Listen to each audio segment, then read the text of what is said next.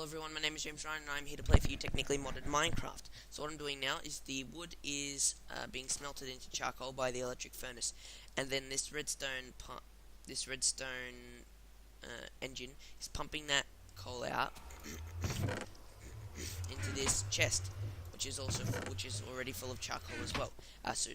Correction, not coal, charcoal. Yes. Now what I've got here is a red power item called the transposer. You may or may not have seen them before. Basically what they do is when they receive a redstone signal, they will pull one item out of the inventory they are facing and put it into the pneumatic tube system behind them, or just shove it out behind them.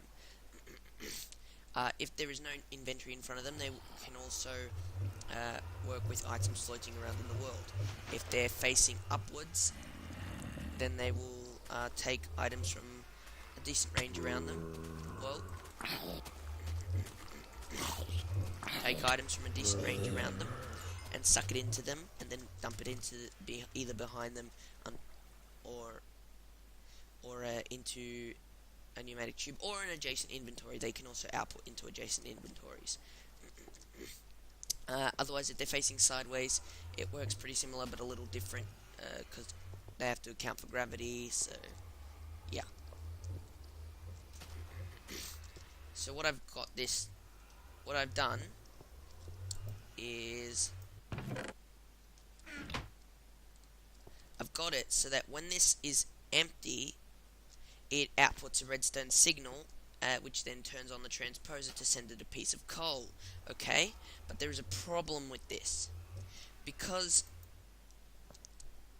if machines are constantly using up energy, then when this runs out of energy, it'll send out a redstone signal, and that's fine. But the problem is, once this starts filling up with energy, because we've sent a piece of charcoal into the bottom of the generator to give it some energy, it will start bouncing back and forward between having energy and not having any energy as the machines use up the energy, as the generator keeps giving it more energy, but then the machines keep using up that generated energy, and it keeps flip-flopping.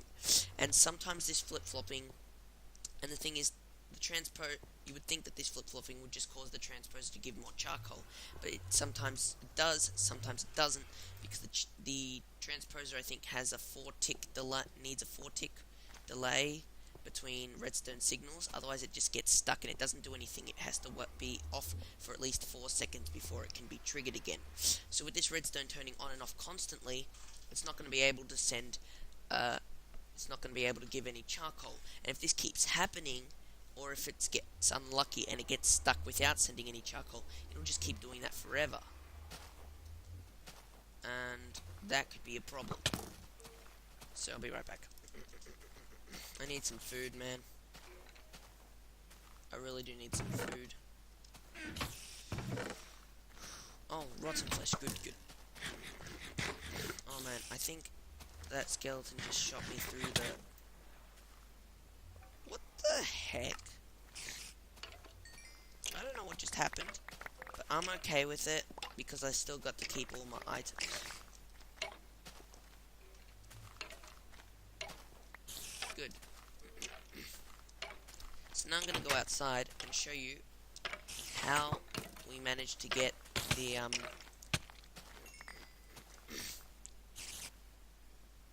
you can stay here, spider. How we managed to get this stable. We used something called a state cell. Now what a state cell does, it'll do two things. When it receives a redstone signal, it will then keep that redstone signal active.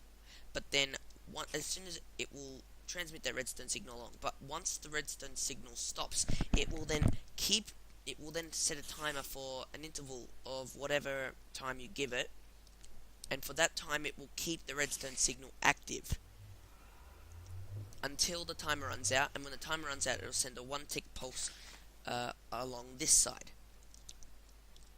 And what I've used here is something called red alloy wire, which I made using the alloy furnace that you may have seen, the red thing, the red brick thing. A red alloy ingot is made in the alloy furnace with fuel, and 4 redstone and a piece of iron or copper. Now there's 77 other recipes, but they're just using different types of iron or melting down stuff that was already made with redstone alloy ingots. So it's redstone and copper or redstone and iron. I prefer to use copper because it's worth 3, because 1 iron is worth 3 copper. So copper is cheaper. So yeah. And then with the 3 red alloy ingots, if you do like so, 3 red alloy ingots will give you 12 red alloy wire. And because you need 4 redstone for each of these, you end up getting 12 redstone out of it anyway. So it's basically the same amount of wire, but redstone infused. Now redstone alloy wire does quite a few cool things, but one of them is that they work with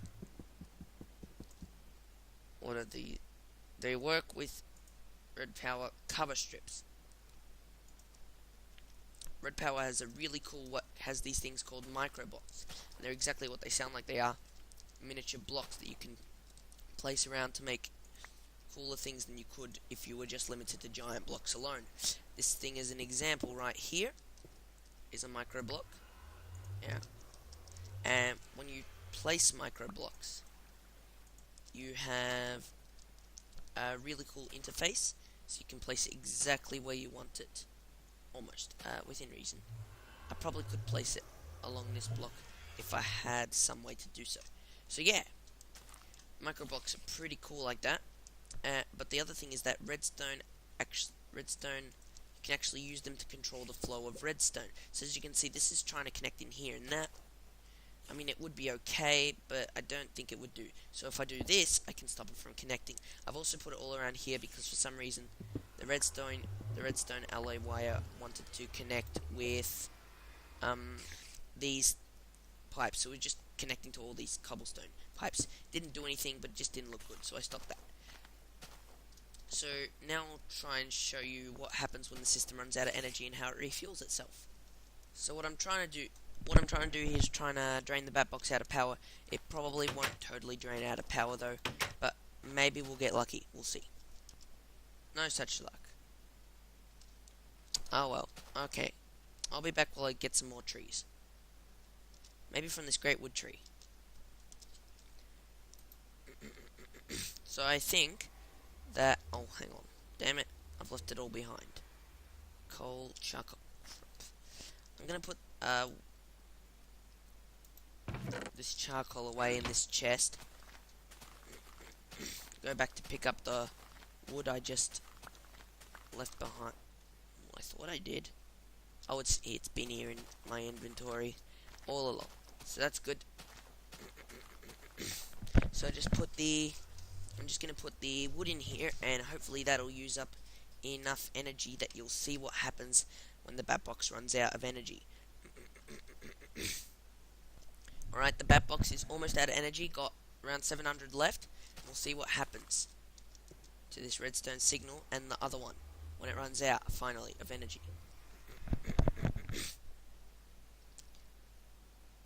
So as you can see, redstone signal was sent along, but now this redstone signal is becoming a bit, up and down. But luckily, the redstone signal on the other side was stabilized by this state cell, and a bit of charcoal was sent into this generator, and now it is recharging the bat box again. So the bat box is now full of power, so it can keep using this electric furnace to turn the charcoal into yet again more power for itself. So that's that system. Here's the Thorncraft stuff. I think I'll have to explain that at another time. Let's go over... No, let's explain it now while we're here. Okay. So Thorncraft is a cool magic-based mod. Now I've already made something called Thormium Crucible. No, not a Thormium. Sorry. I've already made something called a Viz Crucible. I've made some Viz Conduits. I've made and I've made a Thormic Infuser, as well as these Viz storage tanks. And the thing about Thorncraft is that not all recipes are unlocked. Not all recipes are unlocked from the start of the game. So if I were to do something, say, look up something like Thorm, if I just write Thorm, see something like the Thormium Crucible. I'm clicking on it, but it's not giving me the recipe. And this is because in Thormcraft you have to